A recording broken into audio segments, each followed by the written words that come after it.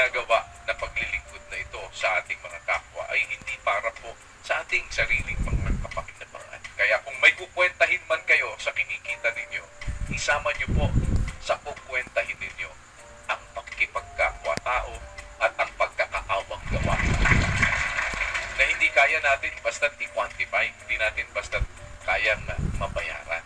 Sa ganun pong hininga, mga kapatid, gusto kong mag-anyaya sa inyo ng buong puso kung sino ang willing na sumama sa atin sa isang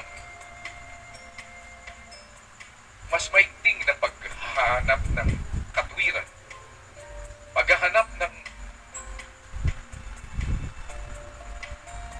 bagay na mas mahigit sa material na bagay sa buhay.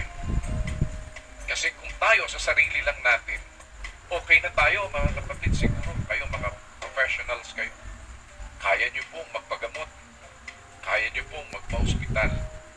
Pero yung katotohanan, wala tayong karamdaman na binigay sa atin ang Diyos na mabigat. Sa awa ng Panginoon, may kakayahang umita, may kakayahang makapagsilbi naman sa ating mga kapwa-tao. Higit po yun sa kayamanang material na maaaring pagkaroon